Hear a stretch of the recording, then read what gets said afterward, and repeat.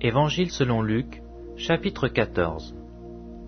Jésus étant entré, un jour de sabbat, dans la maison de l'un des chefs des pharisiens, pour prendre un repas, les pharisiens l'observaient. Et voici un homme hydropique était devant lui.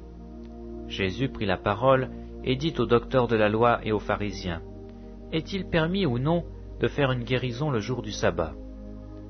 Ils gardèrent le silence. Alors Jésus avança la main sur cet homme, le guérit et le renvoya. Puis il leur dit, « Lequel de vous, si son fils ou son bœuf tombe dans un puits, ne l'en retira pas aussitôt, le jour du sabbat ?» Et il ne put rien répondre à cela. Il adressa ensuite une parabole aux conviés, en voyant qu'ils choisissaient les premières places, et il leur dit, « Lorsque tu seras invité par quelqu'un à des noces, ne te mets pas à la première place, de peur qu'il n'y ait parmi les invités une personne plus considérable que toi, et que celui qui vous invitait l'un et l'autre ne vienne te dire « Cède la place à cette personne-là ». Tu aurais alors la honte d'aller occuper la dernière place. Mais lorsque tu seras invité, va te mettre à la dernière place, afin que quand celui qui t'a invité viendra, il te dise « Mon ami, monte plus haut ». Alors cela te fera honneur devant tous ceux qui seront à table avec toi. Car quiconque s'élève sera abaissé, et quiconque s'abaisse sera élevé. Il dit aussi à celui qui l'avait invité, « Lorsque tu donnes à dîner ou à souper, n'invite pas tes amis, ni tes frères, ni tes parents, ni tes voisins riches, de peur qu'ils ne t'invitent à leur tour et qu'on ne te rende la pareille. Mais lorsque tu donnes un festin, invite des pauvres, des estropiés, des boiteux, des aveugles. Et tu seras heureux de ce qu'ils ne peuvent pas te rendre la pareille, car elle te sera rendue à la résurrection des justes. » Un de ceux qui étaient à table, après avoir entendu ces paroles, dit à Jésus, « Heureux celui qui prendra son repas dans le royaume de Dieu. » Et Jésus lui répondit, « Un homme donna un grand souper, et il invita beaucoup de gens. À l'heure du souper, il envoya son serviteur dire aux conviés, « Venez, car tout est prêt. » Mais tous, unanimement, se mirent à s'excuser.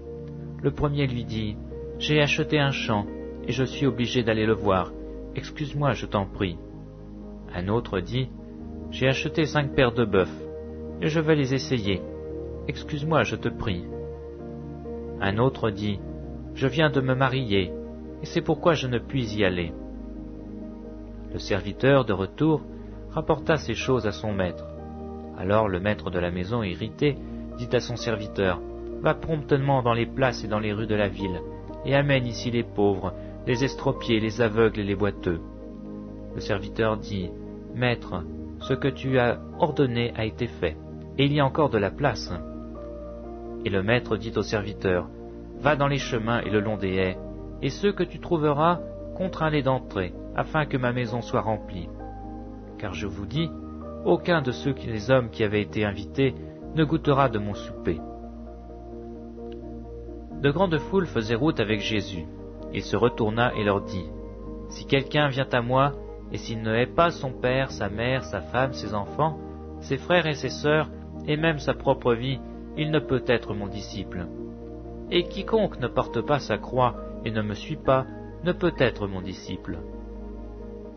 Car lequel de vous, s'il veut bâtir une tour, ne s'assied pas d'abord pour calculer la dépense et voir s'il a de quoi la terminer, de peur qu'après avoir posé les fondements, il ne puisse l'achever, et que tous ceux qui le verront se mettent alors à le railler, en disant « Cet homme a commencé à bâtir, et il n'a pu l'achever. » Ou quel roi, s'il va faire la guerre à un autre roi, ne s'assied d'abord pour examiner s'il peut, avec 10 000 hommes, marcher à la rencontre de celui qui vient l'attaquer avec 20 000. S'il ne le peut, tandis que cet autre roi est encore loin, il lui envoie une ambassade pour demander la paix. Ainsi donc, quiconque d'entre vous ne renonce pas à tout ce qu'il possède ne peut être mon disciple. Le sel est une bonne chose, mais si le sel perd sa saveur, avec quoi l'assaisonnera-t-on? Il n'est bon ni pour la terre, ni pour le fumier, on le jette dehors. Que celui qui a des oreilles pour entendre, entende.